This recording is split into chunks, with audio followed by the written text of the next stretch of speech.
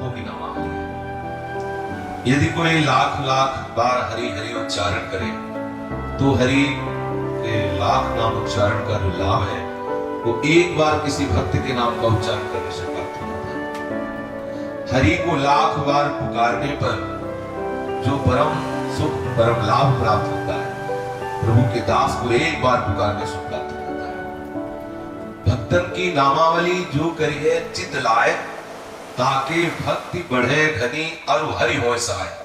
जो भक्तों की नामावली का गान करेगा उसकी भक्ति प्रतिदिन बढ़ती चली जाएगी और हरि निरंतर उसकी सहायता करेगी। ये भक्त नामावली का प्रगट फल है। जो भक्तों की नामावली का गान करेगा तो हरि उसकी निरंतर सहायता करेगी और उसकी भक्ति कोई ऐसी सामर्थ्य नहीं है किसी विनायक की कि भक्त की नामावली का गान करने वाले की भक्ति में बाधा पहुंचा दे। राधा वल्लभ भजत भज भली भली सब हुए, जीते विनायक शुभ अशुभ भिन्न करे नहीं कोई। भिन्न करे नहीं कोई, डरे कलिकाल कष्ट भय, हरे सकल संताप हरस हरिनाम जपत जय। श्री वृंदावन नित्य केली कल करत अगाधा, हित हरिवंश किशोर भजत भज श्री हरिनाम।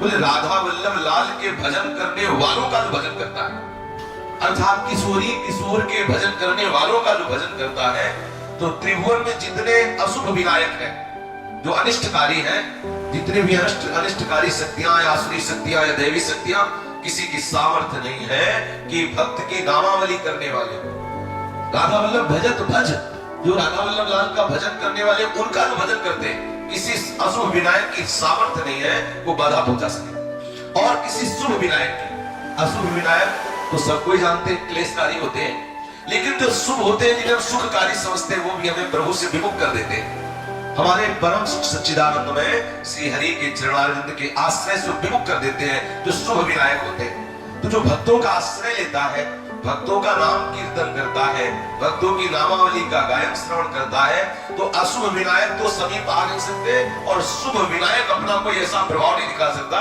जिससे भक्त का आश्रय लेने वाले का चित्त प्रभु से विमुख हो जाए।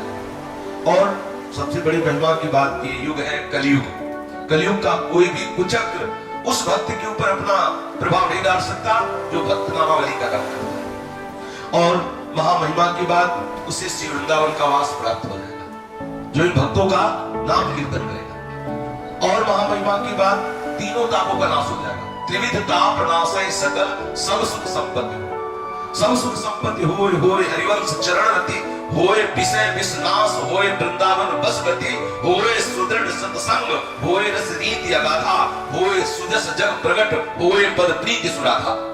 जो भक्तों की नामावली का गायन करेगा तीनों तापों का नाश हो जाएगा। जो भक्तों की नामावली का गायन करेगा आचार्य चरणों से बहुत प्यार करेंगे, आचार्य के चरणों में अपार रति हो जाएगी। जो भक्तों की नामावली का गायन करेगा उसे अखंड वृंदावन वास प्राप्त हो जाएगा। जो भक्तों की नामावली का गायन करेगा उसे प्रियालाल के चरणारविंद की सेवा का सुख प्राप्त हो जाएगा। जो भक्तों की नामावली का गायन करेगा उसे राधा चरणारविंद में अपार प्रीति हो जाएगी। जो भक्तों की नामावली का गायन करेगा उसे सुदृढ़ सत्संग की प्राप्ति हो जाएगी। व्यक्त और अव्यक्त महापुरुष आ करके उसे रहस्य की बातें बताया करेंगे। जो महत अपराध करने वाला हो, यदि उसको भी भक्त नामावली का रोज गायन करने का मिल जाए तो हरि सारे अपराध क्षमा करके उसे भक्ति ही बना देंगे। अजहो सोच विचार गई भक्तन पद ओट, हरि कृपाल सब पाचली छमे तेरी कोट।